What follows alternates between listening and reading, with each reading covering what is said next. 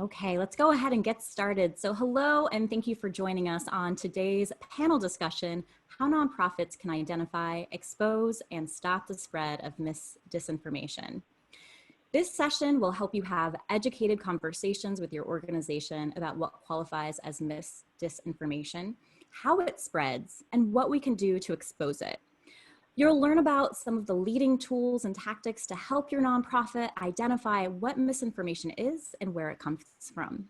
I'll be introducing our experts and moderator in just a bit, but before then, let us know in the chat where you're joining in from and what you're hoping to learn about today.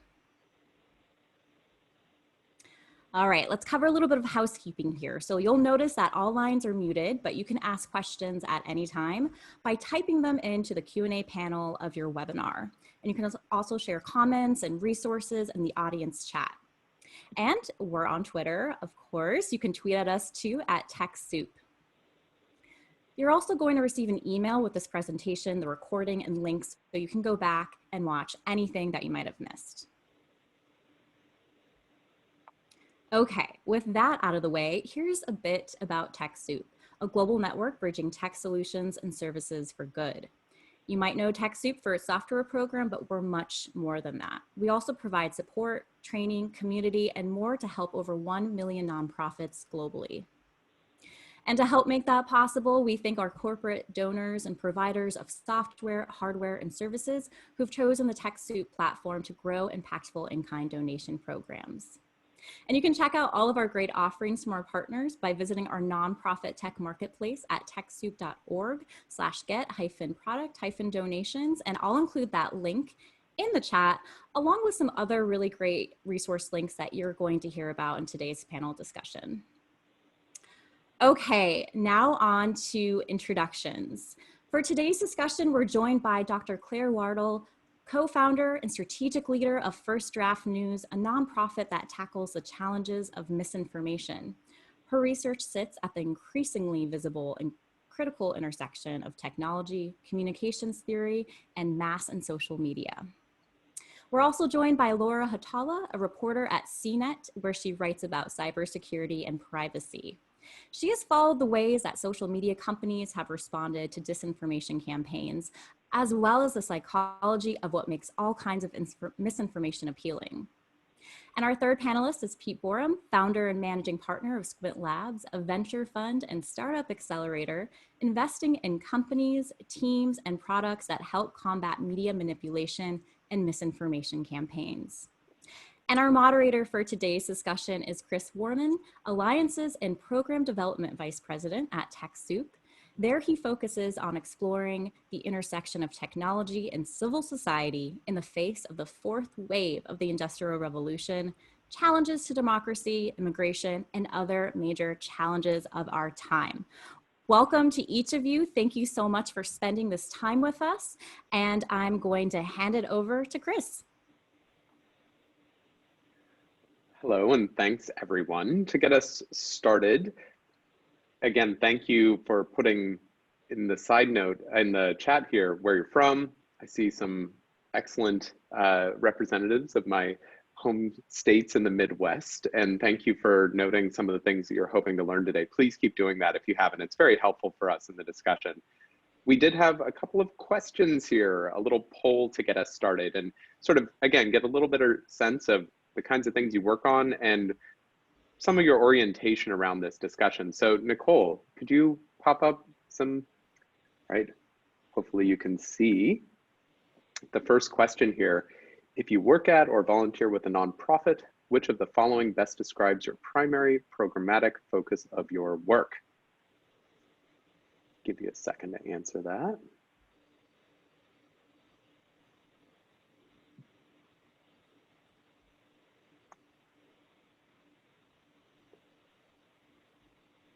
Nicole, I turn to you to be our leader in democracy here and know when to shut that poll. Yes, well, we've got a lot of different options here. So I know it's taking people probably a little bit of time to read through all the different options here. So let's just take another 5 seconds or so, but see these results coming in. Keep them coming if you haven't contributed to the poll yet. And they're coming in hot. Just take a few more seconds here. And the second question is below if you scroll down. I missed that. Yes, thank you. Yes, you got to scroll down and you'll see a second question on a scale of 1 to 5, with 5 being strongly believed. Do you believe misinformation has disrupted your nonprofit's mission and the work that you do in your community? So be sure to scroll down to see that number 2. And I think we've got a good critical mass here. I'm going to go ahead and end the poll and share these results.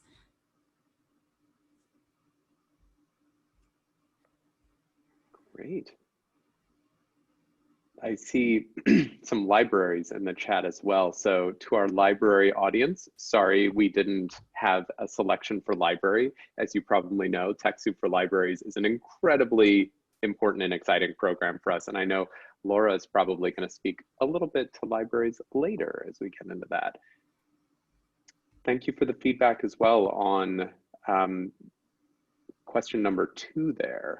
So about 40% believing fairly strongly that mis or disinformation has negatively, or well, maybe positively, but disrupted your work. Okay, well, thank you. This is an incredibly important topic for TechSoup. Like pretty much everybody in the nonprofit world, we're dedicated to serving, supporting, and standing up for our community. We are increasingly reliant on digital communications to do so. We at TechSoup need a free, fair, safe digital space to do our work. Most of the nonprofits and libraries that we serve also would probably like a free, fair, safe internet to do their work. We both need the internet to quit being used against our communities, and in many places around the world, unfortunately, being used against our very right to exist at all as a civil society community. But the words free, fair, safe seem less and less likely to apply to digital spaces in the face of what feels, at least to me these days, kind of like a nuclear arms race of misinformation technologies. I was on a call recently about deepfakes, and the first guy talked about how his team had figured out the digital thumbprint of a deepfake, so you would know one if you saw one. And the second guy said that they knew that the first guy was working on it, so they made a deepfake faker. Deepfakes, deepfake makers, deepfake faker makers sounds like a line from possibly the darkest Dr. Seuss book that was never written. But you know, there's nothing funny about it. Fake news and misinformation are killing people. The BBC this year has been tracking and running a series of reports drawing a direct line between COVID-related misinformation and deaths around the world. If you use your favorite search engine and look it up, BBC misinformation, and I can drop a link in the chat here later as well. So here we are. Misinformation technology is increasingly incredibly sophisticated. The marginalized, disenfranchised communities many of us in the space, in the nonprofit space, wish to serve and support are some of the most targeted, misled, manipulated, or demonized by fake news. Many of us struggle to get our daily tech working properly, much less having the capacity to fend off an information arms race. We need the internet for basically everything. Yikes. So thanks, 2020. This conversation is about what can we do? You know, what strengths do we have as a sector? Hopefully today our panelists will guide us through some of this, and you'll have the chance to ask them questions too. No pressure, panelists. It is a serious topic for the sort of existential reasons I brought up, as well as just sort of our, I think, interest in becoming a more civil society. It is frightening in many ways, but I think there is some room for hope too. The last thing I'll say is that from our work, we definitely see that nobody in the sector wants to harm those that they serve. Another point is nonprofits are real, bots aren't. We can take this conversation offline after the pandemic, and we can engage in the long, slow work to enculturate ourselves against misinformation. Ironically, the internet gives us the capacity to reach and engage millions of organizations in this conversation if we can figure out how to contextualize it through discussions like this one, and distribute those discussions and engage people in those discussions through platforms like TechSoup, through conversations like these. So there is a lot to worry about, but there's some hope. And this question today about really where do we each begin individually engaging is how we'd like to ground this. And, you know, think about your questions, because you will have a chance to ask the panelists and get some good discussion going here.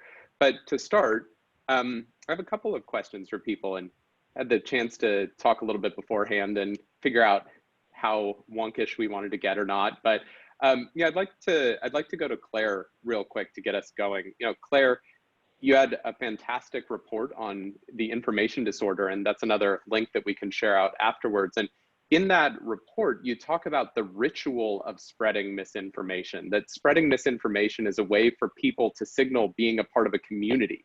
You know, people want to be in the club. They want to be a part of a community.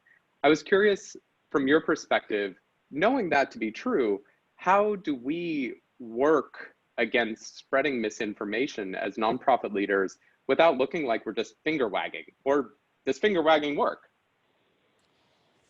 Well, first, hello. Really excited to be here having these conversations. Yeah, the reason I wanted to make this point about ritual and emotion is because those of us who work in the quality information space, and I'm one of those people, I'm an academic by training, I work with journalists and I'm a researcher, is I really veer towards this idea that people have a rational relationship to information. If we have more facts, if we have more accuracy, then we're all going to be okay. And we have to recognize as humans, all of us have an emotional relationship to information. So what we decide to post on Facebook or Instagram or Twitter, we're making these calculations about our own identity. What do we want to perform today? What kind of latte do we want to show? Or what kind of political position do we want to share? We're thinking about and we're curating that all the time. And so when we think about how do we have effective communication in this space, if you spend as much time as I do in the darker corners of the internet, you understand that bad actors, they understand that. They are creating visuals and memes, they're using humor, there's a nod and a wink to popular culture. They're being very playful and they're understanding that relationship people have with information. Whereas those of us on the other side, we tend to fall towards text, PDFs, more text if possible. And ultimately what that means is that there's a disproportionate relationship here. And we on the side of quality information need to think about other ways that we can work with audiences to think about other relationships that people have with information. Mm-hmm. So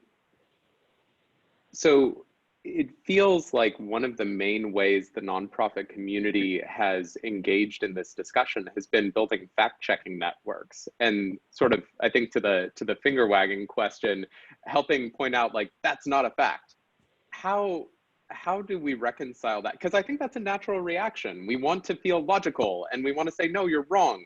I've done it to numerous family members on Facebook myself. That doesn't mean, in my experience with my family, that it has necessarily changed their opinions. So, you know, we in the nonprofit space, we probably see a lot of stuff too that we would question. Is there, you know, is it more humor? Is it like, what do you think is empathy? It's empathy. And this is why community organizations are actually so well placed to do this. Because in your example of Facebook, so this is what tends to happen. You post something that's false and I'm like, Chris, just want to let you know you're wrong. Here's a link to PolitiFact that's going to tell you you're wrong. Now, because of the fact that what we post is linked to our identity, I have publicly shamed you. And so you have two choices here. And as humans, we're really bad at being told that we're wrong. So rather than you say, thanks, Claire, that's so helpful. Let me read that. Oh, yes, I've changed my mind. Instead, you double down on your position and you might block or mute me.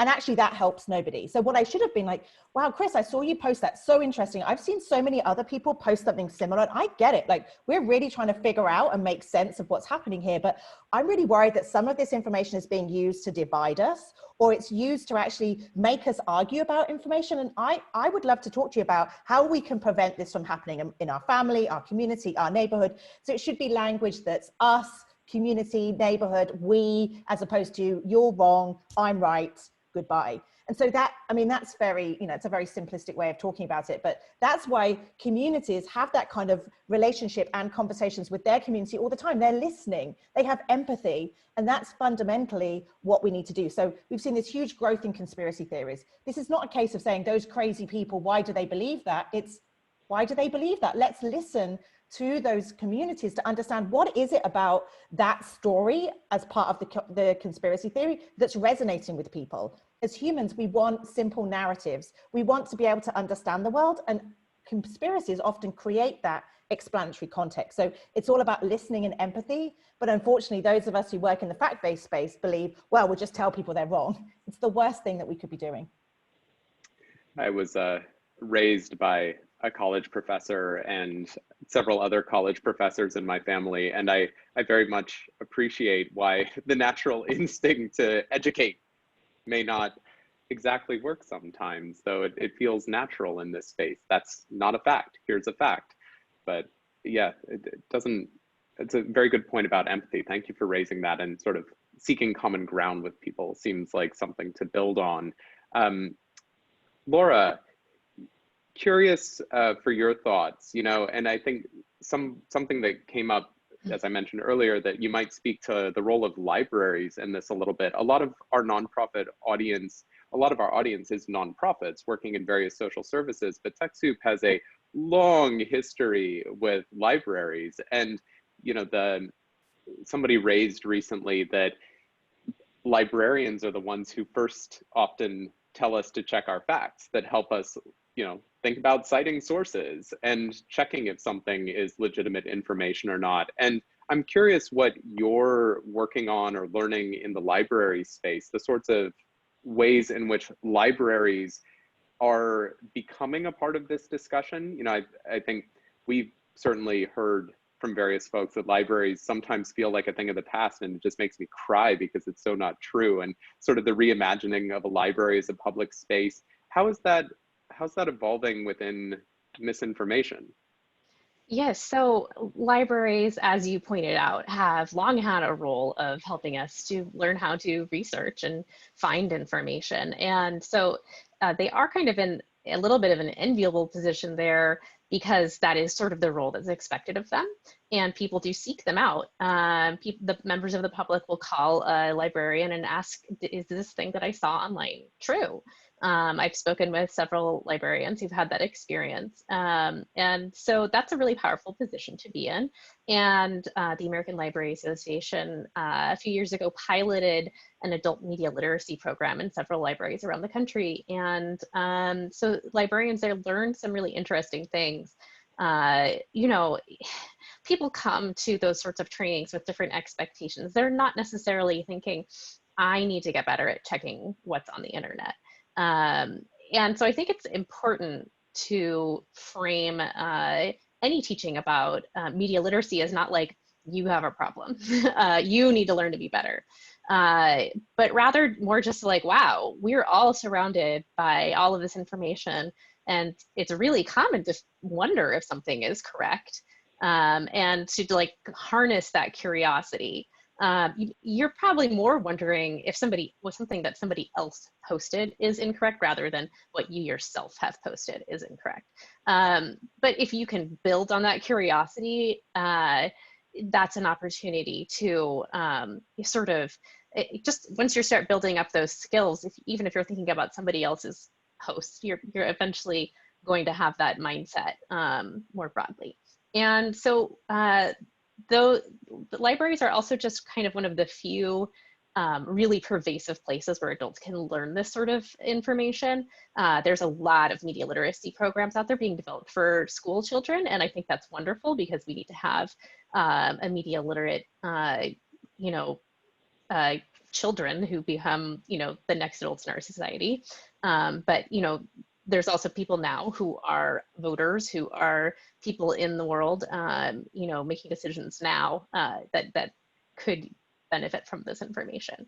So it's the other perspective I bring to this is that I cover cybersecurity, and there has been a lot of overlap among people who study the way hackers operate and the way that people who are spreading misinformation operate. And it's very interesting that there is a crossover there because they both use emotional appeals. And we were talking about emotions and empathy here. And so if you're thinking about what made me share this link, also think about like what made me click on this link that led to some sort of hacking event. It's kind of, there's an interface there of appealing to emotion, making something enjoyable, like receiving a funny email, turn into something unfortunately negative, like spreading misinformation or downloading a virus. So there's kind of a psychological model there of thinking about how you experience seeking out information online and how other people use that and understand those dynamics for a variety of purposes. Mm-hmm. That's a really excellent point. And thank you for talking about some of that overlap. I think a lot of what we're sort of hoping is that all of our audience as nonprofit leaders start to think about this in personal terms, because what we do share does have an impact on our communities. And as I said earlier, nobody wants to be hurting their community by accidentally sharing the wrong thing. Something that I've seen happen rather powerfully recently is people owning up to it publicly when they share misinformation.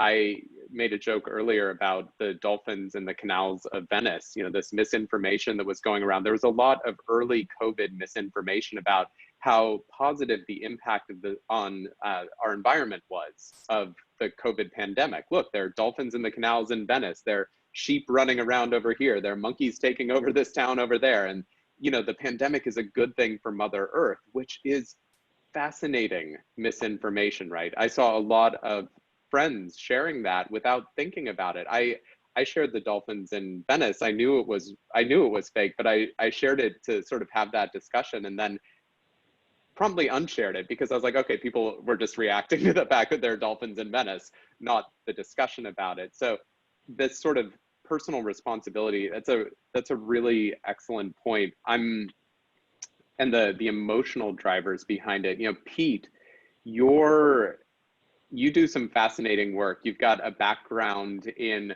working with influencer networks and sort of how we can help people absorb information through community in ways that's, I raised some of your models at one point to somebody and they said, are we teaching nonprofits to do the same thing that is being used against us? And you and I talked about that and sort of how we balance this and how we sort of work to build trust and truth networks. As Claire said, people who are trying to build the right kind of information in the world. I'm curious, as you do this work, are there particular things that you're thinking about that Claire or Laura have brought up, or were there particular learnings along the way that were sort of, aha, something that really kind of caught your mind in this work? Yeah, definitely. And I think that equally important to the message that's being shared is the messenger. And Claire mentioned previously the way that we demonstrate that we're part of a community or part of a tribe by the information that we share. And two people could deliver the same exact message, but depending on whether the audience sees that person as part of their tribe or not, the credibility of that message is going to be highly impacted by that. And I think that there are a couple of ways to engage with that. One is to recognize that there are already members of this group, of this tribe, that have built a lot of credibility within that group that you could work with to deliver a message that's in your shared interests to deliver. And that's an example of a lot of the social media influencer work that I do because I'm just looking at where some of the people who are on this call are from. The voices that are popular and credible within Tampa Bay are different from the voices in Caldwell, Ohio, and different from the voices in Bellingham, Washington State, for example, right? And there are people that you could rely upon that will be able to deliver that message much more credibly to the audience that you're trying to reach than you otherwise would if you're reaching someone outside of that. But there's also ways to make yourself more credible within a group where you don't already have that level of credibility or cachet. And a lot of it, I think, is going back to Claire's point as well, is you really have to understand what someone would have to give up in order to agree with you. We all have, in the example that you gave, Claire, of being shamed publicly, I'd have to lose face in order to agree with you, or I might have to lose some capital within this tribe that I've worked hard to establish, my bona fides as a member here. And someone also needs to feel heard before they're willing to hear something. Most of us are the protagonists in our own stories. Most of us have a specific reason that we believe that we're doing a public good by sharing the information that we're sharing. And if the role that we believe that we're playing in sharing that information is not acknowledged, and if the perspective that led us to share that information is not acknowledged, then whatever we say is not likely going to be positively received. Whereas if we do say, listen, I understand where you're coming from, and here's why I think what you're saying, here are the aspects of what you're saying are valid and why it's important to you. Once you've acknowledged that, then you become perceived as much less biased, much more fair to the audience, and they're much more likely to listen to what you have to say.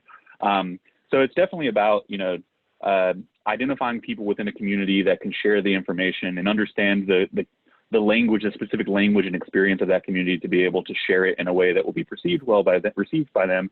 And it's also about recognizing your role within that tribe and within that community, and whether or not you need to do the work to build the credibility that is going to allow your message to be received without, too much skepticism. Mm-hmm. Thank you, Pete. That's really important. I think, as you said, we're all protagonists, even the people who are at least accidentally sharing misinformation are often protagonists in their own story, not the people who are sort of evil perpetrators, but the people who accidentally share things. They think they're doing it for the right reasons. So back to some of what Laura and Claire were saying, to sort of what are the emotions behind that, and how can we have a conversation about it to sort of maybe try to create more space for the right kind of information. I've got a couple more questions, but then would definitely want folks to start, thinking about things. And this goes to the panelists as well. If there are questions that you'd like to ask each other, that'd be great. Claire, one for you. You wrote this report again, this sort of seminal report. I remember when it came out and being very excited by the work that you'd done back in 2016, right? And 2017, yeah. 2017. And I feel like this was about the time that the sort of misinformation conversation was really leaping into the forefront of a lot of people's minds. And I'm curious to sort of, it's 2020. I was in a discussion about digital rights and policy the other day, and that we could write the policy to end these things today, but then in 24 hours, a new technology will have been invented and it might not be the right policy anymore. And so, this space is moving fast. 3 years is kind of an eon in tech in some ways. And in the intersection of tech and society, what do you feel has really changed? What are things that you've been observing and thinking about? So, we get asked this question quite a lot as we're moving into the next US election. And there have been changes. Back in 2016, a lot of what we saw was actually false content. So the famous rumor was Pope endorses Donald Trump. But actually, as the platforms have moved in this area, and I'll be the first to say they have not done enough, but they have taken action. So for example, they've created the third-party fact-checking network, which means now false content actually gets flagged and demoted. Bot networks, there are still some, but there are fewer of them. There are fewer false accounts. So if I'm a bad actor, I'm watching what the platforms are doing and I'm having to adjust my operation. So that means a lot of what we see now is genuine, but out of context. It goes right up to the policy guidelines, but it doesn't cross them. So actually, a lot of the kind of content that we see is not getting flagged, is not getting demoted, is not getting taken off the platform. And ultimately, as a society, this stuff is hard to know what to do with. It's legal speech. This is not illegal speech. And so I think the challenge, I would say, as society is, what kind of speech do we want? Because ultimately, the guidelines apply to an atom of content. So if somebody posts something, Facebook, TikTok, Instagram, they make decisions about what to do about it. What we don't have is longitudinal analysis of the drip, drip, drip, drip of conspiratorial, hateful, harassing content. What does that do over time? And I think everybody on this call who works with communities knows the kind of things that happen over time with this kind of content, but the platforms are woefully ill-equipped to know what to do with it because they're basing it on a kind of an individual piece of content. So that's the shift that I see, is a lot of the content that we are monitoring, the platforms are not going to do anything about it. And that's that's the sole reason I would say it's about working with communities. It's about building up resilience. It's not waiting for one tweak of a Facebook algorithm that's going to take all this stuff away. This is our new reality. We are going to live with polluted information. The only way we live through it is learning as individuals, as communities, how do we navigate this space which will be polluted. It will be designed to divide us. And that requires a lot of literacy training, a lot of conversations as society about how we do this. And I would argue that a lot of the funding has gone towards making the platforms make changes, which they do need to do. And I think we fail to really take seriously how we work with communities and each other to hold each other accountable and to think about our role in this. Because as you said, Chris, disinformation is when people spread it deliberately to cause harm.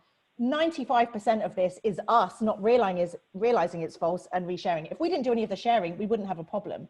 So that for me is the critical aspect of where we need to go next. Mm-hmm. Thanks, Claire. I think it's a really powerful point that this is just part of our reality, and there's long, slow educational work. Laura, you raised this, the need to invest together over the long term in how we help people really understand, take that sort of personal responsibility, and go through media literacy training. You know, this is an educational thing. We have to learn. Laura, I'm curious for your take in the cybersecurity lens on this. You know, you mentioned that you do work a lot and you come to this with a cybersecurity background. The security of communities, do you find people either in the nonprofit sector or in the government sector talking about misinformation, disinformation, manipulation in human security terms? As I raised earlier, you know, BBC's been flagging this point and drawing very clear correlations, which was, I think, new to me to see a major media outlet talking about the direct correlation between misinformation and people consuming misinformation, such as bleach will help you, and then dying as a result of it. And there is a very clear human security element to this. Have you heard people talking about this and that sort of like the information security landscape, the cybersecurity landscape framing this way, or thinking about it that way as like a security issue for their communities that happens to be digital? That's a really good question. And I do expect to see research in that area, because I think that there is a strong focus on human security, vulnerable populations, and that sort of thing in the cybersecurity community. I've seen so many interesting pieces of research come out about how certain communities are susceptible to hacking. And I think that it's really makes a lot of sense to apply that lens to how people are susceptible to misinformation and what the direct effect is, whether it's, you know, how to respond to a health crisis. One thing that I've been seeing that causes that, you know, had the potential to cause a lot of harm was spread of misinformation about the fires in Oregon. And I do think that that's something I've been seeing a lot of talk about in terms of how misinformation about who started the fire, using it to tie it to partisan issues, could lead people to take the danger less seriously, could lead people to, you know, not feel inclined positively toward government efforts to remediate the fires, to be more focused on who should be arrested for this fire than like how should we prevent the next fire. Really shifting the lens of a critical issue in the environment to something that is just misleading. And so I think that's an example of something that has a really potentially dangerous impact.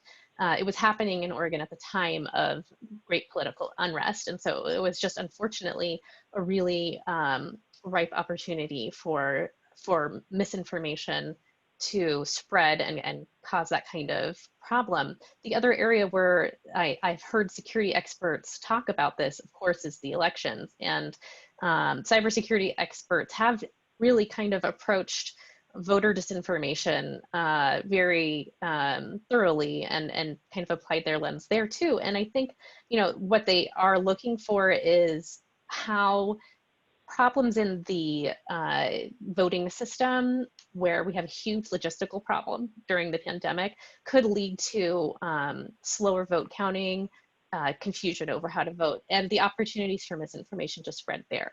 And, you know, the impact being a problem, you know, not having faith in the election, you know, just general doubt and division there. So I do think that there is a lot of effort to understand how, you know, this sort of information responds to crisis. and how, because crisis brings up so much emotion. Another area where this was really happening was using the pandemic to hack people. So this is, you can use the pandemic to get people to share, information about bleach, or you can use it to get them to click on a link with malicious content inside that they could infect your computer or your phone. So, in these times of crisis, there is just really high emotions, and it's just a very big opportunity for people to step in. And because it's a crisis, there is huge potential for harm. And how those misinformation efforts play out can really depend on how we respond in those moments of crisis, of high emotion. I know I certainly spent way more time on social media at the beginning of the pandemic, just trying to make sense of everything. And we're all in that kind of headspace right now. And so that's kind of why it's even more important than ever with everything that's happening right now to be aware of these issues and how misinformation kind of works against us and makes us, operate from that emotional state and potentially cause harm. Thanks. It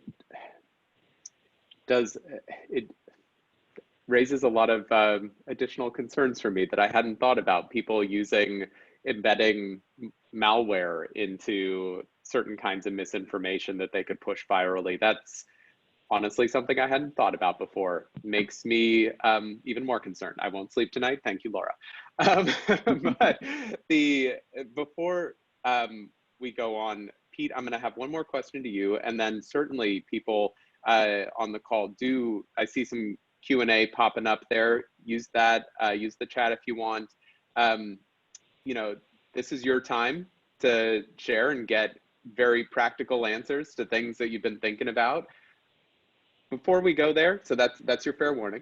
Pete, you've really been helping people understand how to build, again, these sort of information environments, right? Like, how do they not necessarily combat misinformation specifically, but build out the sort of information space and runways for the messages they're trying to get across, building out the kind of information we want to see in the world.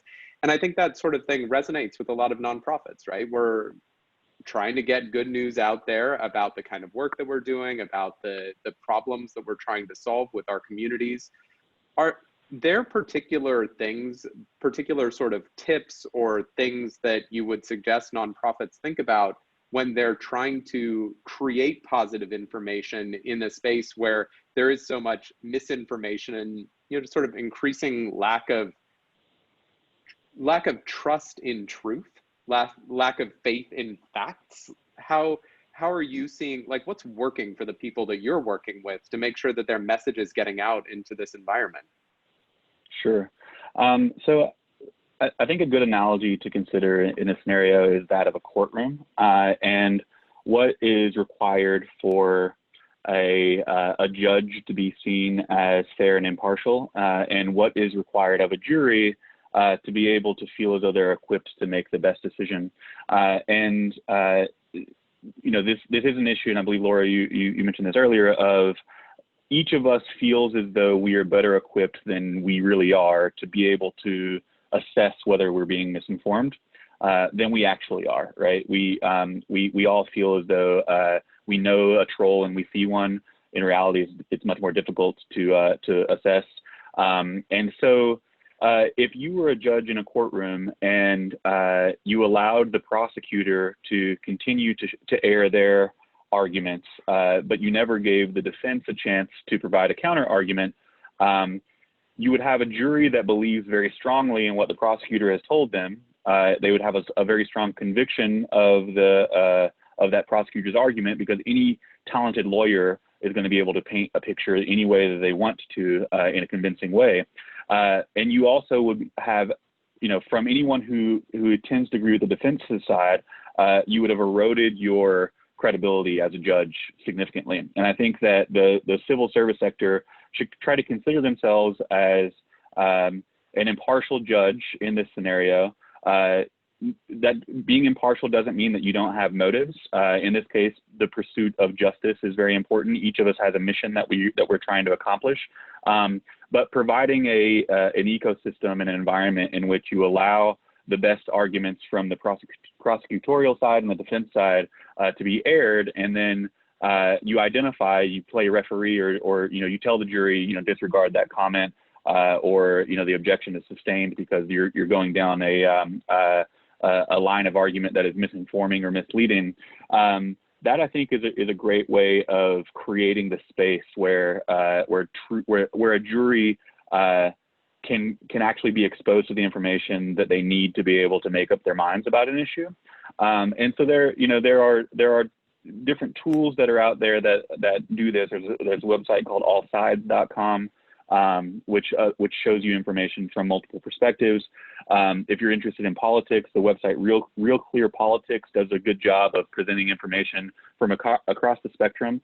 And then there's an organization called Ad Fontes, which is Latin for from the source, Ad Fontes Media. I'll drop it in the chat here.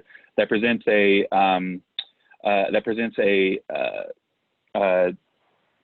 landscape of media sources and judges them according to their factualness and their bias. And so when you're presenting information that is specific to the mission of your nonprofit organization, and that is intended for your unique constituencies, making sure that you are providing them with a landscape of this is what the multiple perspectives on this problem would say. Here are the issues that we, as the judges or the arbiters in this scenario, take with this argument, and here are the issues that we take with this argument, and here's the conclusion that we ultimately come to. That leads the person who's receiving that information to believe that, okay, you've been fair and you've been unbiased in your approach here, and I trust your conclusion. So that's the first thing. The second thing is I would say that that approach that I just described works well for a deliberative process that seeks justice, but it doesn't work well for a Twitter 140 character, soundbite driven social media ecosystem. The science that comes out of climate scientists is oftentimes, very, very boring and does not perform well in a TikTok video or a YouTube video. And so this is where identifying people who again are popular amongst the constituencies that you are trying to reach and have built a career online by creating content that those constituents find to be entertaining and appealing, and working with them to say, okay, look, you and I, we both care about the same audience. You're much better at creating content on social media than we are. We're much better at doing the scholarship and expertise component of this. Here are the arguments that our shared constituents are being exposed to. Here's our issues that we take with both sides of those arguments. Here's the conclusions that we came to. Come up with a way to creatively and in your own style share these findings with that audience, because you'll do a much better job of making them care than I will. And so it's a combination of being perceived as an impartial judge, and then finding a messenger who can actually get and hold the people's attention that you're trying to convince. Thanks, Pete. And yeah, it's an interesting point. I think one thing that I think many of us think about in the nonprofit sector is trying to be that impartial person, because we're being listened to in all of these niches and nooks and crannies of human psychology. Our people care about very particular things. Helping contextualize these discussions is not easy. That goes to some of the questions here. We have one from Jennifer from a rural community, and a question about if there are any media literacy education programs online that our panelists would recommend. So, I'm just going to quickly say that a lot of the media literacy resources have been designed for young people, which is an issue. We do need to make sure that young people understand this stuff, but research out of NYU shows that the group of society that are most likely to share this are white men over the age of 60. So there is a real problem about we need literacy materials designed for all of society. I mean, we at First Draft have recently launched an SMS course because we realized that everybody was zoomed out, people had limited attention. And so the SMS course is over 14 days, and you say, I would like it to appear at 10 a.m. or whatever time you want to, and a nugget of content comes to your phone. And then at the end, it kind of goes through pre-bunking. It goes through the different types of misinformation. It explains how do you talk to Uncle Bob, who we're spreading conspiracies. So we are in the process of testing it to see if it's effective. But I think we need to find more innovative ways to create content for communities that aren't necessarily traditional media literacy training courses that have been, how do you read a headline? How do you make sure that you're checking Wikipedia? I mean, I think, you know, particularly to Pete's point, how do we create content for my mum, who's always grown up with gatekeepers and trusts everything that's on this super shiny phone? She can't imagine that anybody would lie to her, versus younger people who've grown up with filters and manipulation and editing and TikTok, who they absolutely understand this space, but are less good at thinking about accuracy, impartiality, all those kind of things. So we do need different types of content. And I would argue that we actually don't have a big suite of different types of resources for different types of ages and demographics, and that's a real weakness. I think that I hope that we this space, we change it in the next 5 years. Mm-hmm. Yeah, Laura, I would really I saw you agree come with off that. mute. Go ahead. Yeah, I would really agree with that. And that was part of why I was speaking with librarians to learn about adult education, because it was really the only source that is available broadly. And so it's possible that there could be some online courses happening. When I was researching it earlier in the pandemic, the libraries were more focused on helping people apply for benefits and learn about really immediate concerns they were facing during all the layoffs, and you know, how to learn about the stimulus and that sort of thing. I don't have this information. It's possible they've started to offer more of those trainings they offered in person online, so it's worth reaching out to your local library and even other libraries, because if it's online, then potentially anyone could use it. Thanks. And I would say, oh, there's a question here. Could Claire repeat what she said about white men over 60? I didn't quite catch that. Yeah, so research done by NYU just after the election basically showed that the people who are most likely to share misinformation are white men over 60 in the US. That research has not been done outside the US, but. Mm-hmm. That's, yeah, it's interesting that you raised that and raised the smartphone when talking about your mom, and the sort of shiny arbiter of truth that we put in people's pockets. It made me think about a very insidious misinformation campaign I heard of circulating in the Nordic countries. This was in Norway and Sweden in particular.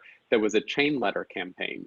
It wasn't digital at all. It was old school chain letter. You got a letter in the mail with a call to action to send this to your friends. And it circulated very quickly through retirement communities. And, you know, sort of blew the mind of a lot of the misinformation people that I know in the nonprofit space, because nobody was expecting a chain letter in 2019. That just wasn't where we were looking. So I think to some of the points that have come up along the way, figuring out these education programs and making sure people can spot misinformation in different forms as well, and understand and analyze it as they see it.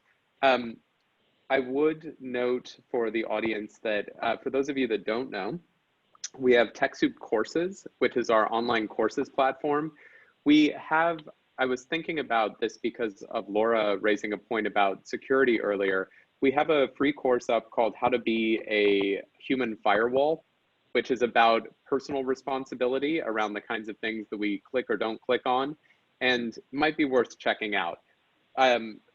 Definitely hearing some need and interest in ways of helping get more of the actual content around specifically media literacy to our community. So something that we can work on, and Claire would love to be able to share out your SMS program, and Pete and Laura, if there are others that you see, please drop them in the chat, think about them. And to the audience as well, if there are particular media literacy education programs you've found that you're excited about, share. We could use the tips. Question here from Fiona. There are so many things I'd like to share with library patrons about media literacy, limited amount of time and attention. What would you emphasize with a small group of teens or adults? And Fiona, you might clarify that I'm getting the question right in the Q&A, but to the panel, if you had that limited time, the way I interpret the question is sort of, where would you start? Like, what would your main messages be? What would your main sort of actions be if you had a limited amount of time with teens or adults? The first thing I would talk about would be emotional skepticism, which is, as Laura said, when you're frightened or scared or angry, you're much less likely to become critical of information. And that's the same for all of us. So that idea, I always talk about, I like cookies. I like to have 6. And then before I go for the 7th, I'm like, it hasn't actually gone to my stomach yet. I need to stop. And that's exactly the same thing about all of this kind of content. And the other thing I'd say is, like, Pete did a great job of talking about articles and understanding the board sway. The biggest bucket of misinformation we see at First Draft on a daily basis is genuine images shared out of context. So the other thing I would say to young people is learn how to do a Google reverse image search. And that thing that you're going on Instagram is probably an image from 2016. And so those two things, if everybody, including journalists, was more emotionally skeptical and used reverse image search, we'd get rid of a lot of these problems. Pete, Laura, what are your thoughts? If you had an hour in a library with a room full of young people or adults to have this discussion, what would you feel horrible about if they didn't walk away hearing that thing? I would say an hour would be a long time. I would be able to do a lot with an hour. I would feel, I fully agree, and definitely emphasize the reverse Google image search. Maybe teens in particular would feel empowered by that. I certainly do. Being able to find out that an image isn't in context properly, it's an interesting discovery. Also, websites like Snopes, where they will look at specific memes and tell you the origin and, if there's a fact check. I also, just the most interesting thing I learned when I was studying media literacy was the concept of trying to prove yourself wrong. And that's a little bit heady, but it's actually super effective. It is the fastest way to find out if you're right. And we as humans are really inclined against it. We think, okay, I think I know the answer to this question, so I'm just gonna look up something that confirms that and move on with my life. However, you're gonna find something that confirms it, whether you're right or you're wrong. So what you actually really need to do is look at the other side, or look for an alternative. Is an alternative true? No, keep doing that. And then you'll have a much better sense that your original position was correct, and you'll get there way faster. It was just a really interesting concept to come across. And, I just think that if more people embraced that, we would have a lot less selection bias in the kinds of content we consume, because we wouldn't just be trying to confirm a closely held value by looking at something that seems to align with that. And we would be more open to challenging a value, that takes a lot of emotional energy and time, but we'd be just maybe a little bit more open to that if we had that kind of mindset. Mm-hmm. Thanks. I would say it would be really important to shatter people's confidence that they are immune to this problem. I think that if you can leave people with the impression that, oh, I'm not as good as I thought I was at deducing which was a troll, which was a real person, which was a fake article, which was an accurately reported article, and then tie that to some consequences. Chris, I think the thing that you said earlier around the BBC actually connecting misinformation to the number of COVID deaths, for example, is really interesting. And so, if there was a way to, there's a website that I'll drop in the chat here called spotthetroll.org, which does a good job of just kind of gamifying the approach of how do you distinguish between a troll account and a real account. Gives you some media literacy around that. But if it went a step further and gave examples of specific trolls over the past 5 or 6 years that spread specific misinformation that led to known bad outcomes, then not only could you connect people, make people think, okay, maybe I'd have work to do to become better at distinguishing misinformation from factual information, but also there's a lot at stake. And if I don't do that, then I contribute to a problem that might lead to someone else's death, or may lead to, any other number of bad outcomes.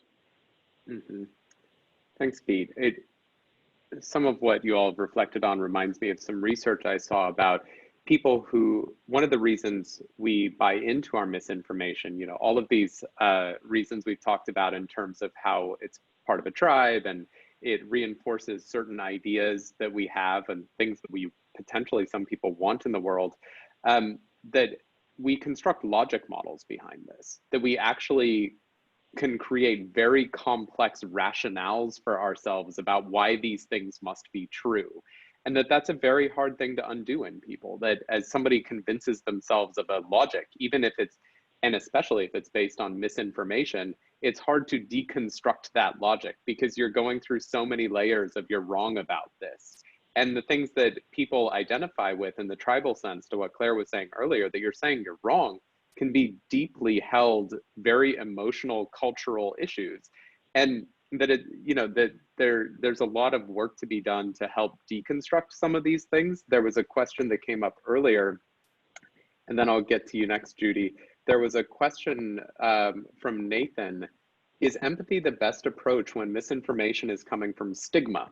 We see people denigrating people who are addicted to a substance by piling misinformation onto their bias and hatred. Tough question. You know, I'm curious, is empathy the best approach when we see misinformation coming from stigma? Yeah, I mean, I would very quickly say in that example, I would say that's more disinformation than misinformation. I mean, that's somebody who's trying to cause harm. And I think sometimes understanding how hate speech intersects with misinformation is really critical. I would say in that example there, that empathy of like, oh, let me listen to what, I mean, that this is a different thing. This is disinformation. Somebody is knowingly trying to cause harm. So I would, for that, we should be using different tactics and techniques. It's a much bigger piece there. I'd say it's like one-on-one conversations with people, but it's not a empathetic base. It's a trying to understand what's happening there. But yeah, I think that's why these definitions are important and we think about different strategies, but certainly people using misinformation or false information as an excuse to basically pile on to a community that's already harmed. I don't have easy answers there. This is as tough as all of this stuff is, but yeah, that's kind of a poor answer, but slightly different than misinformation. Thanks for raising it. And I know that you've done some work on defining this very clearly that we might direct people to in the chat, because it is important, I think, that we all think about misinformation versus disinformation versus the different ways that this manifests, because I think that's a very valid point. We've done some work in countering radicalization online and people sort of Googling themselves into being an extremist. And sort of where does civil society and community-based organizations, where do we come in to sort of catch people and, you know, take their hand and maybe not let them go quite so far down that path so fast? And you know, there is a point where people become extreme and extremely convicted that it isn't misinformation anymore. To your point, it's hate speech, it's illegal, it has a very different ramification in society. And there was an example out of Germany where one of the most, and it's hard, to your point, it's really hard, one of the most prestigious organizations in the world working on this issue and helping people work their way out of the neo-Nazi movement. Again, most respected, been at it the longest, and they'd had about 7 people that they'd actually been able to help pull out of the movement. And that was the best that you could do in decades. It's super hard when it goes that far. And I think one of the things that we're hoping to cover, and we've been talking about in this panel, is how we as civil society can be there every day, trying to stop it from getting that far, trying to, you know, Pete's point, create some alternative dialogues that are the dialogues we want in society that might bring us together empathetically, etc. So yeah, I don't know if others, you know, think about it. If you have some ideas there, that is a super difficult one. There are a couple of questions I wanted to get to. Judy, I said you'd be next. Judy had this question about favorite fact-checking sources other than the well-known ones. Are there any hidden gems of fact-checking that you think about, Laura or Pete or Claire? And if the answer is Snope, you'd have a pretty good pun today.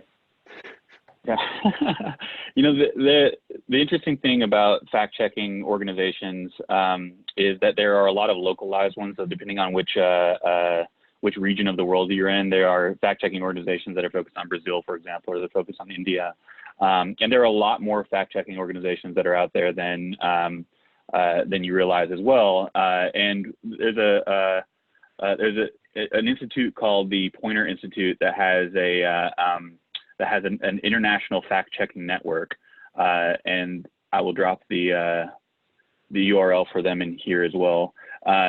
And so, you know, I would recommend looking up the list of organizations that are in this network, subscribing to their newsletters, subscribing to their social media. You're more likely to identify misinformation through someone that has already, you know, whose job it is to identify misinformation and to debunk it before it has a chance to go viral, than you are if you just wait until something comes across your social media newsfeed and triggers that.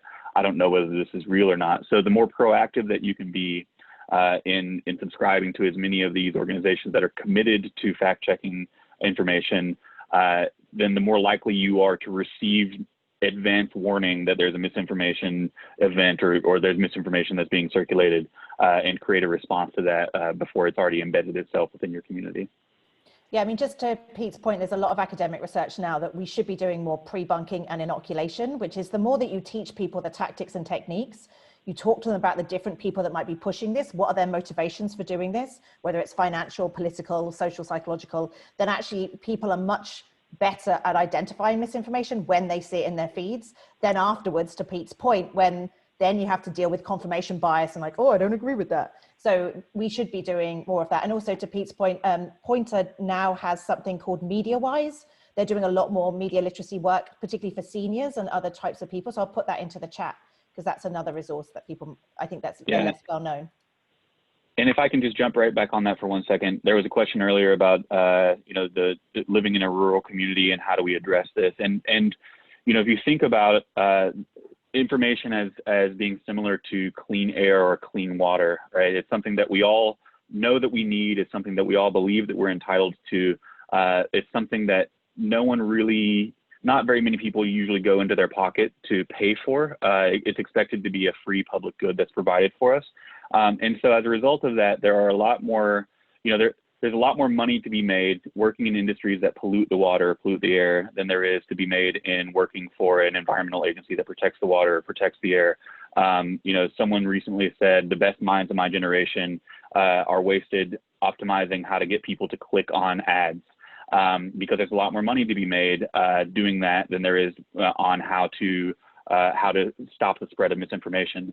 And so the reason I say that is because a lot of the best results that I've found, the best projects that I've found aren't coming from the commercial world where they're expected to be commercially viable and to make money, but they're coming from academic institutions. And there are a lot of people at academic institutions that are in search of new problems to work on that no one else has tackled quite yet, which means that if you are in a rural community or you are in a community where you can establish a relationship with the state universities or the state colleges or the local community college and bring to them this problem that is unique to your area around misinformation, you can actually work with them to create projects for their students, to create resources that are specific to the misinformation problems of your region. And there's oftentimes a shared incentive within those groups to create something that no one else has worked on, to solve a problem that no one else has solved. And a lot of the times the students from those areas come from the same areas that you're concerned with as well. And so there's a built-in kind of community investment as well. Thanks, Pete. It's a question that is in the chat here that I'm glad you raised, sort of the intersection with academic institutions. I think a question to the sort of the news space and how we might engage with local media. So different kinds of media. I know we've been looking at in training organizations how to create their own narratives, to create their own real information and kind of information journeys, helping ground that in journalistic training so that we're helping teach people the principles of not just having great stories. Nonprofits have great stories all the time. Many of us, that's why we stay in the nonprofit sector. All of the great stories that help keep us going through all of the things that we deal with. Grounding that in journalistic techniques that really help things be more, let's say, defensible, should it come to that, And I think there's a, I think that's a question I'd like to get to in a second, just something for the three of you to think about. This sort of how do you think, or how have you seen nonprofits work with local news on these? The question in the chat, though, before we go there, is many people react to any information that conflicts with what they believe, that it's a liberal media conspiracy to hide the truth. How do we respond to someone who insists that facts are fake news? I heard an anecdote about this recently, Marcia, that if somebody's a conspiracy theorist, you just go one step further. So they say, if you heard that the moon landing is a conspiracy, you say, you still believe in the moon? There is actually some psychology behind that that's been researched, but I'm curious for the speakers, Claire, Pete, Laura, how do you deal with somebody that is just straight up, that is fake news, and have that? And then I think the second question to start thinking about a little bit is, how do we work with local media on this sort of thing, as a partner, as a stakeholder, somebody else that cares about real news?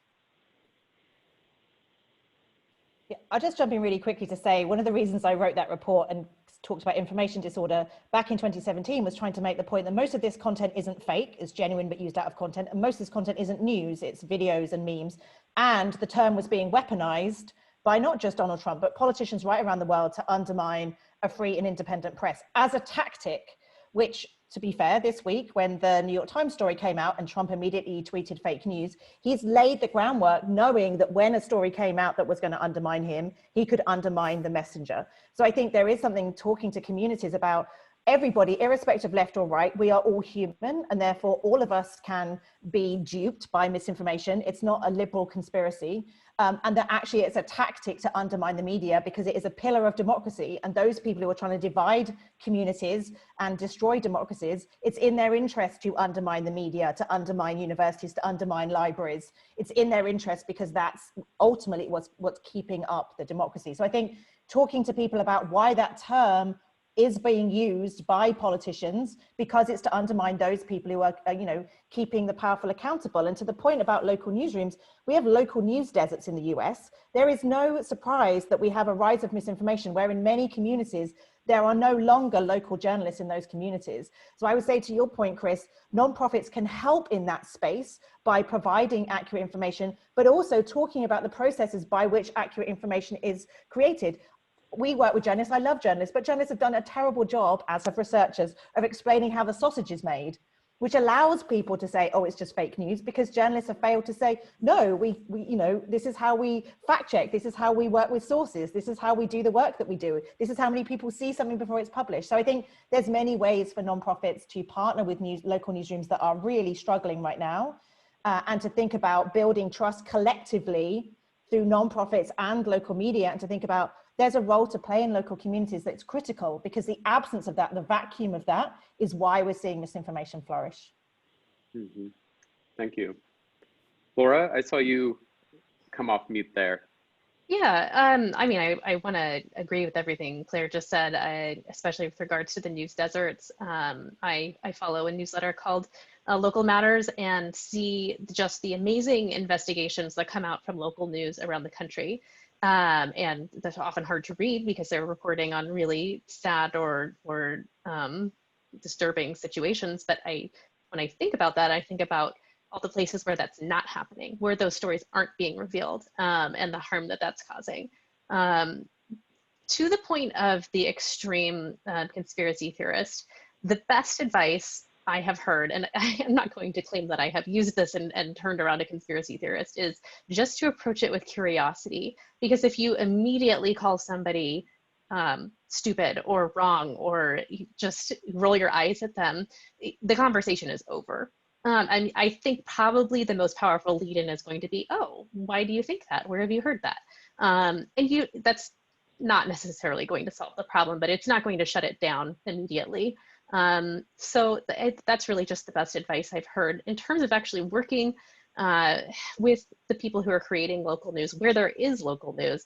I mean, it's just worth it to try and build up contacts with local reporters and ask them how they get stories, how they get information, and what they need. People do that with me all the time, and I really appreciate it. I'm not a local reporter right now, but I have been. And just having those meetings where you're talking about kind of what part of the community you serve, what your purpose is, and asking them, just what are you interested in? What kind of information could you use are really valuable first steps to take, because you're laying the groundwork to potentially helping them tell an important story in your community.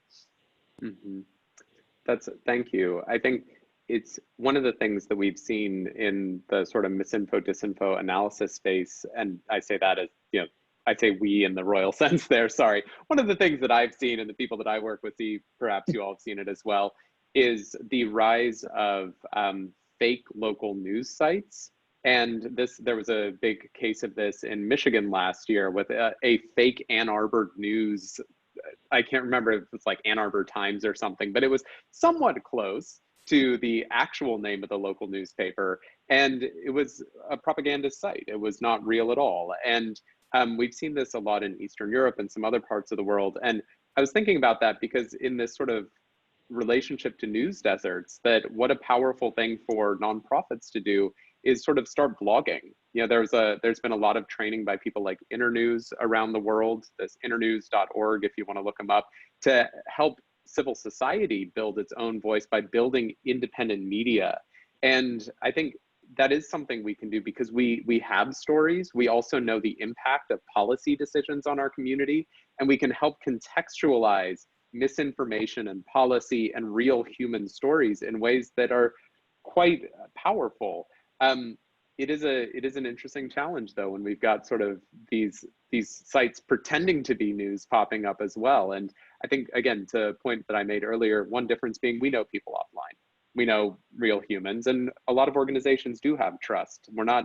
We weren't born digital. We were born because there was an angry person somewhere trying to solve a problem in a small town in Missouri, that kind of thing. So I think leveraging that into online space is a really interesting thing for us to look at. We've got a bunch of questions popping up now. Rick has asked, have you ever tried to correct a falsity and then been personally attacked? Conversely, have you received cogent, polite discussion from people who disagree with you? That might be a rhetorical question. Have you all gotten into some, let's say, really hard discussions and had it work out? Yeah, Laura. I wouldn't necessarily say that I've had it work out, but yes, I mean, as a journalist, I write about things in the world and that makes people angry sometimes. It's just kind of part of my profession, and I think something that everyone in my profession is having to deal with right now. The most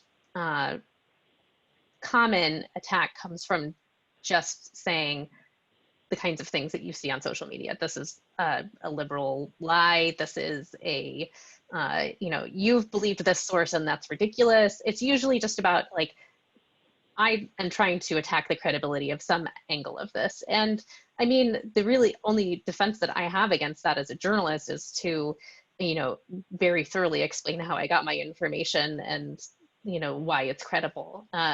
Having those conversations in the comment section isn't usually very effective. So it's certainly an area where, I would like to see more innovation is how to improve those reader relationships. I mean, some of them actually are genuine readers, but I know also that some people in comment sections are really there just to create conflict. So, I think that's something that actually people in tech have been trying to deal with for over a decade of how to keep those comment sections manageable and have real conversations there. But that's an ongoing problem that has, exploded with social media as well. Mm-hmm.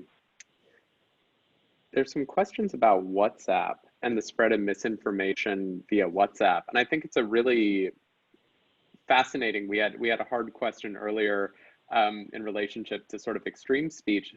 I think there's a hard question in terms of digital privacy. You have encrypted end-to-end chat groups now who it's hard to see what's going on in there. And New York Times ran a piece a while back about and I would get the number wrong, so I'm not going to state it, but it was a significant amount of child pornography that had moved to some of these encrypted end-to-end apps, and that there was the case being made that encryption is privacy, and that's a great thing, and we all kind of want to have our privacy in the world, but that is being used to perpetrate horrible things. And so I'm curious, like, panelists, it may be a little bit of it's maybe a little bit of an unfair question at this time of day, but this intersectionality of freedom of speech and privacy online, I mean, do we just need to give up on privacy online if we're going to try to protect vulnerable communities? What do you think? I mean, where's the line we have to draw with misinformation and sort of a right to it? That's a really good question. And I think with regards to child abuse images, there are other encrypted and hard to crack tools that are already in existence. WhatsApp just makes it very streamlined and easy to use that kind of service. And so the same kinds of, there are investigative tools that are used to mark those images to make them detectable, even if you can't actually see them. And that's essentially what is being deployed by tech companies to find that information. And there are a lot of investigative tools out there. I don't think that there has yet been a convincing argument that this means we need to be able to break end-to-end encryption. And with regards to the misinformation side of things, that is much trickier because those aren't, they might be like known memes that you could identify as misinformation without actually having to see them. But then you have a free speech question of, are you just like blocking that? Because that's not what social media companies are doing in all cases. They're often just, making them harder to find and clearly marking them as false. How do you do that in an end-to-end encrypted platform? That's much harder. The approach that WhatsApp appears to have taken for the most part is limiting the amount of shares and the speed of shares on all messages, with basically the goal of making that virality much slower. I'm not sure how successful that's been, and I think it's really an open question as to how to really be effective in that space. Yeah, part of the challenge is just the evolution and the pace of innovation. So you mentioned the deep fake detectors and the deep faker blockers, and things that are any solution that you come up with, there's an incentive for someone on the other end to come up with a response to that solution. And so this this quote that I mentioned earlier, that the best minds of my generation are thinking about how to make people click ads. A lot of it comes down to, I think, creating the right incentives for people to continue to engage in the innovation to solve new problems that are created by the last round of innovation that we created. And so, to go back to the analogy of air being like, or information being like clean air, clean water, we as a society effectively curtailed the amount of water pollution, the amount of air pollution to a certain extent by introducing fines and fees and other regulations that created that disincentive to be able to work against that. And so in my mind, I think that, the more money and funding that can go into incentivizing people to continue to address the problems that arise out of these issues, and the more that you'll have bright new ideas, bright young people or bright older people, whatever age, coming up with ideas that will help to counter these problems, because it's not a single faceted problem. There's no silver bullet solution, and if there were, it would be outdated by tomorrow. And so it's just a matter of creating the right incentive structure for people to continue to engage against these problems, as opposed to being all the resources lined up on one side of it. Fair. Yeah, well, I would just quickly say, we've worked in Nigeria, India, and Brazil, and WhatsApp is the dominant mechanism there. There are really interesting ethical questions, to your point, Chris, about should you lurk in these groups so that you can see what the misinformation is? The ultimate goal here is to have tip lines. And I would argue that tip lines become a really powerful way of working with your community to say, you're the eyes and ears, let's work together to see what information is circulating in our communities that's potentially causing harm, so that we can collectively find ways to try and slow that down and to talk to one another about that. So I actually think the tip line approach is much more sensible. I worry, I see too many people like going into these groups and saying it's okay, because ultimately we're finding rumors, and I worry a little bit about that. But there's a lot to be learned right now. The lead up to the US election, we're seeing a lot of misinformation in, for example, Latinx communities, diaspora communities. This idea that in the US WhatsApp isn't really used, that's a lie. It is used in many communities that have understood what it means to be surveyed. And so I do worry that it is a big vector in the US election that's just not being discussed. Mm-hmm. Thanks. I think your point about tip lines and the eyes and ears is very much very right, and the sort of thing that we've been talking about all during this whole thing. Civil society, all the nonprofits, all the libraries are eyes and ears, and they have communities who are eyes and ears. And these are really, really hard questions that we're grappling with. We're deliberating in very real time how to understand and grapple with these issues. At what age does my kid get a smartphone, and why, and what? These are personal, they're moral, they're ethical, they're technological, and they're all coming together in ways that we haven't really had to think about. But there are analogies. There are other examples, to your point about tip lines. And I think it's important that we hold our ground in being a rights-based community, a community that believes in justice. We believe that there is a truth that is less harmful than other truths, and that we want to fight for that. And we need to kind of, I think about things like tip lines, watchdog groups, et cetera, that have helped us deal with some of these incredibly complex issues in the past. So I'm very glad that you raised that. I've got two quick questions to wrap up with. We're coming up on our time here. And for the panel, I think one of them was if you could wave a magic wand, if you had one thing you could do, what would it be? And so that could be a policy thing, it could be a technology. If you just had your silver bullet, Pete, what would your silver bullet be if you could get one? Fully respecting that silver bullets don't totally work, but come on, yeah, get creative here. Yeah, well, this is there's a bit of a logic chain to get to this one, but I think the more that we can separate money from politics and money from government, then the better that it is. And the reason I believe that is if you look at the example that I just gave of the EPA effectively regulating the pollution of the water and the air, that only works to the extent that those companies who have an economic interest in continuing to be able to pollute the water and the air don't control the EPA and don't control the people who control the EPA. And so the separation of private profit interest from governments allows for the appropriate checks and balances that are necessary for the types of escalation of interests that I mentioned previously happening, as opposed to all the resources being aligned on one side. I did not see Citizens United coming up here tonight. Thank you, Pete.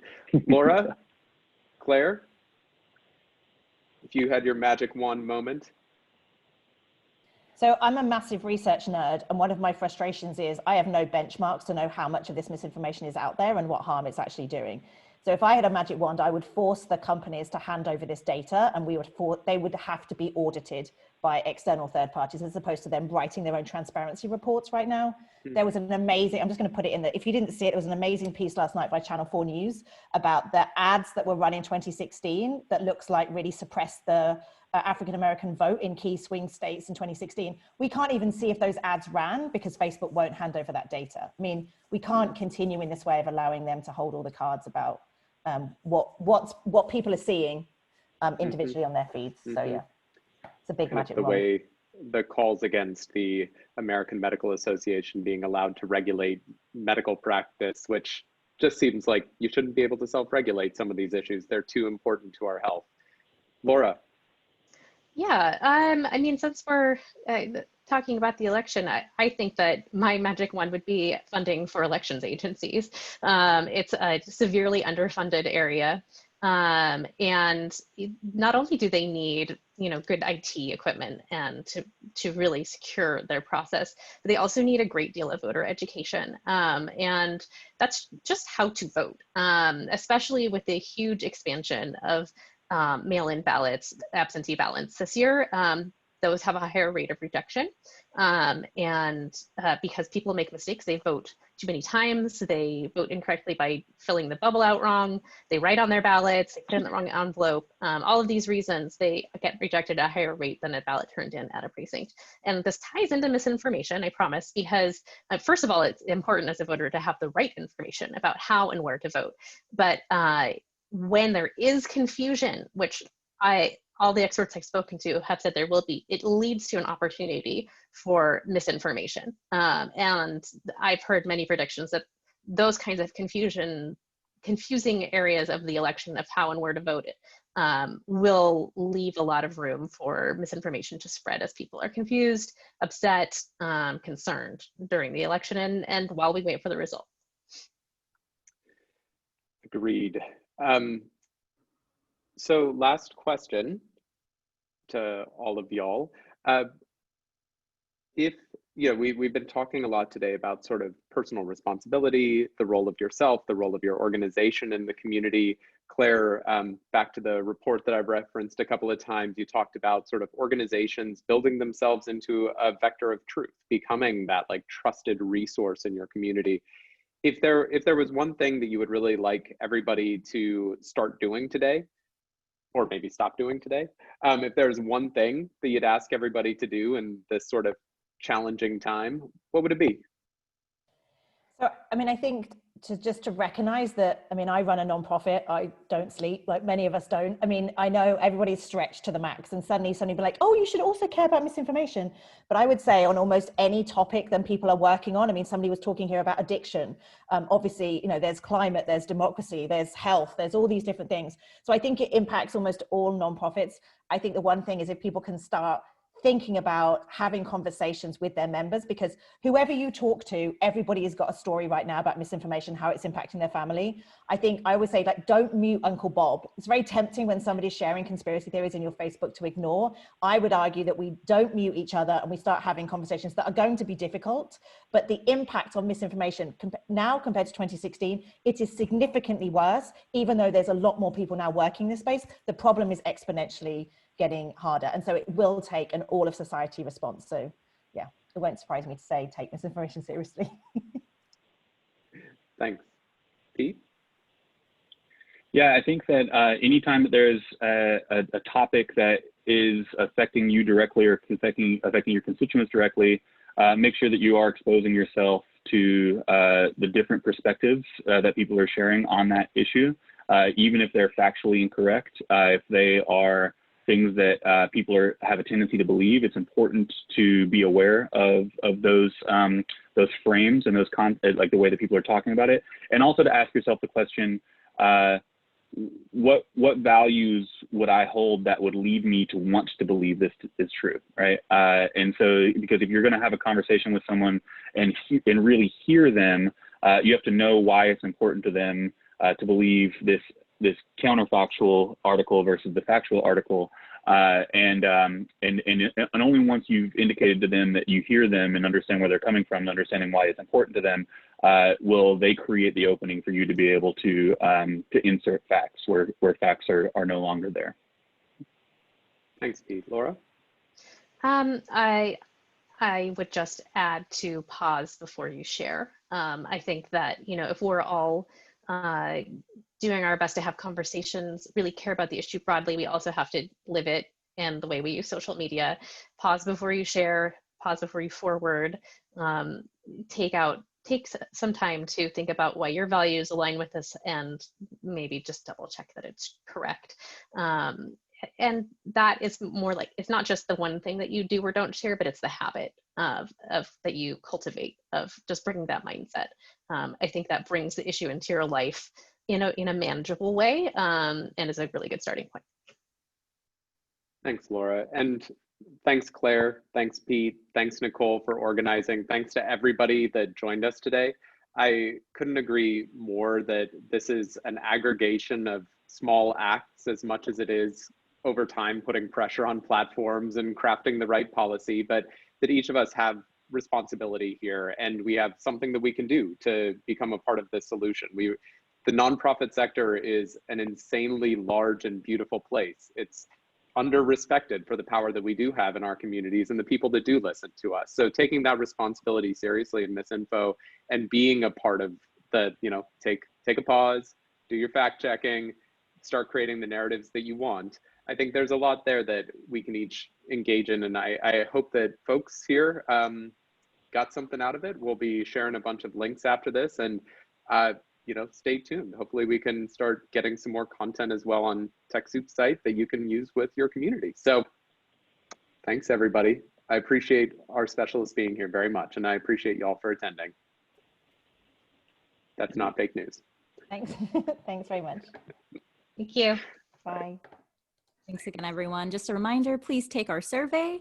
We just dropped that link into the chat, and you will get an email in the next couple of days with a recording and all of the resources shared. Thanks again for joining us, everyone. Take care, be well, stay safe, and build good habits. We'll leave you there. Have a good one, everyone.